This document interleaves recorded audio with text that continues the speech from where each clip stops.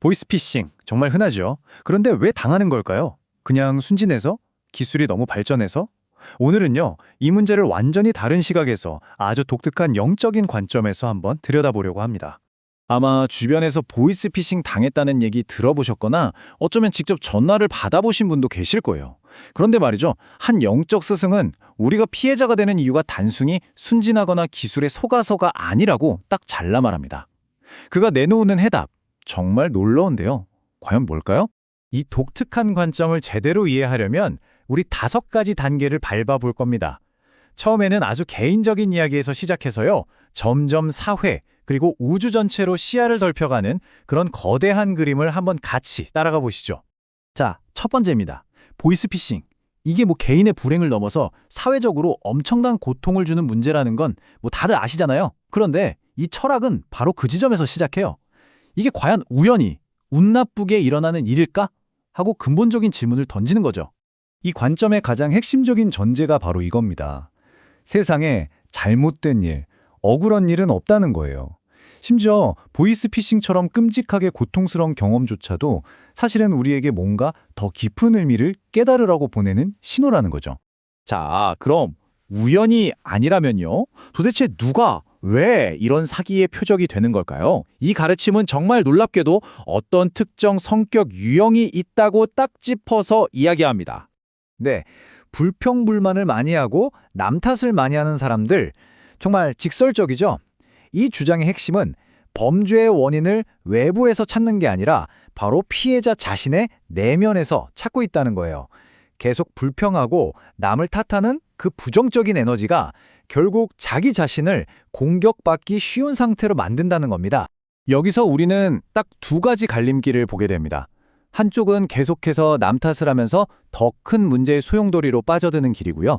다른 한쪽은 내가 뭘 잘못했을까 하고 스스로에게 질문하면서 그 악순환의 고리를 뜯어내는 길이죠.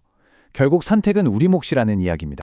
그런데 만약에 우리가 이 교훈을 깨달지 못하고 계속 남 탓만 하면 어떻게 될까요? 이 철학은요, 마치 게임에서 경고 메시지가 뜨는 것처럼 굉장히 체계적인 경고 시스템이 작동한다고 설명합니다. 단계별로 점점 더 강해지는 거죠. 이 시스템이 바로 3가지 벌입니다. 처음에는 3배의 벌, 작은 사건으로 경고를 주는 거죠. 이제 좀 바뀌어야 해 하고요. 이걸 무시하고 계속 남 탓을 하면 문제가 7배로 커집니다. 더 심각한 일이 터지는 거죠. 그런데도 깨닫지 못하면 마지막으로 108배의 벌, 즉 인생 전체를 뒤흔드는 결과가 찾아온다는 겁니다. 그러니까 어쩌면 그 작은 보이스피싱이 바로 첫 번째 경고 신호일 수 있다는 거죠. 자, 그런데 왜 하필 108이라는 숫자일까요? 이게 그냥 막 나온 숫자가 아닙니다. 이 철학에서는 인간의 삶을 36년짜리 주기가 3번 반복되는 걸로 보거든요. 3 곱하기 36, 딱 108이죠. 그러니까 108은 한 사람의 전생에 그 업보의 여정 전체를 상징하는 아주 깊은 의미를 가진 숫자입니다. 자, 이제 이야기가 개인의 차원을 넘어서 인류 전체, 우리 시대로 확 넓어집니다. 왜 하필 지금 우리가 사는 이 시대에 이렇게 강력하고 혹독한 시험들이 집중적으로 나타나고 있는 걸까요? 여기에도 이유가 있습니다.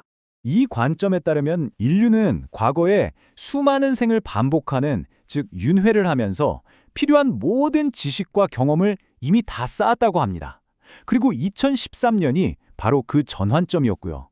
이제 인류는 새로운 시대로 들어섰는데 그건 바로 그동안 쌓아온 업을 벗겨내는 시대라는 거죠. 그래서 지금 우리에게 주어진 마지막 시험은요, 새로운 걸 더 배우는 게 아니라 이미 가진 지식을 가지고 어떻게 올바르게 살아가느냐, 어떻게 다른 사람들을 이롭게 하느냐, 바로 이걸 평가받는다는 겁니다.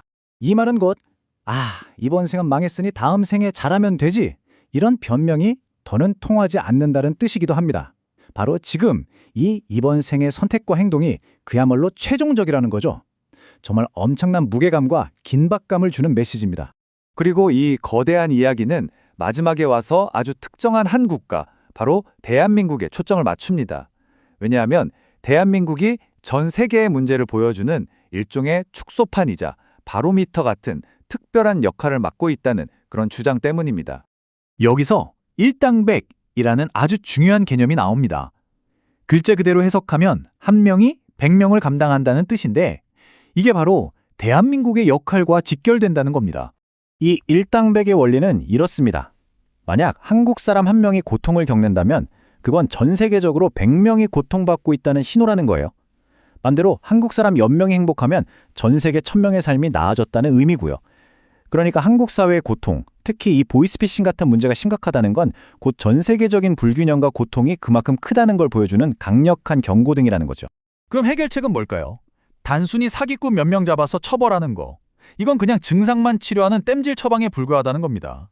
진짜 해결책은 우리 각자가 자신의 잘못을 바로잡고 사회 전체의 근본적인 병을 고치는 데 있다는 거죠. 그러지 않으면 이 문제는 이름과 형태만 바꿀 뿐 더 크게 다시 나타날 거라는 무서운 경고입니다. 결국 이 모든 이야기는 우리에게 하나의 묵직한 질문을 던집니다. 개인의 책임은 언제 사회적 설명이 되는가? 보이스피싱이라는 이 범죄의 책임을 과연 개인의 탓으로만 돌릴 수 있을까요? 아니면 우리 사회 전체가 짊어져야 할 문제일까요? 개인의 책임과 사회 구조의 문제, 그 경계선은 과연 어디쯤일지 우리 모두가 한번 깊이 생각해봐야 할 질문인 것 같습니다.